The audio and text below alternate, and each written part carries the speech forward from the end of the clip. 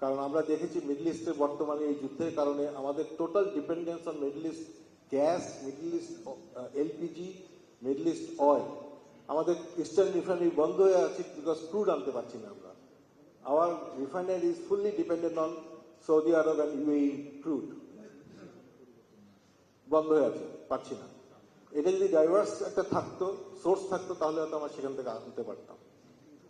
তো সেখানে অ্যাকচুয়ালি আমরা অনেক সমালোচনা শুনছি আমেরিকার এই ট্রেড পলিসি নিয়ে।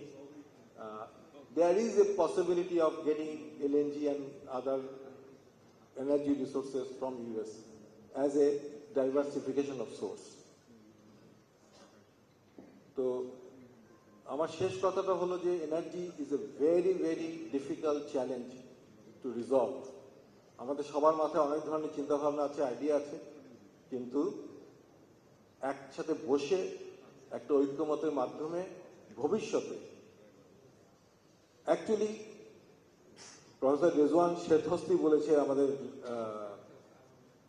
নিউক্লিয়ারকে, maybe that is war we have to go if you think about it. Carbon emission, the world is actually going towards nuclear in a large scale right now because of the carbon. যাদের renewable এর scope নাই, তাদের carbon emission reduce করার স্কোপটা কোথায়? How they will do it? তো এই সার্বিক চিন্তা ভাবনাটা করা খুবই জরুরি এবং এখনই করতে হবে। ক্রিটিক্যাল টাইম অলরেডি পাস হয়ে গেছে, আমাদের এখনই বসতে হবে, বসে এগুলোকে ফিক্স করে সেই অনুযায়ী পরিকল্পনা এগিয়ে যেতে হবে। ধন্যবাদ।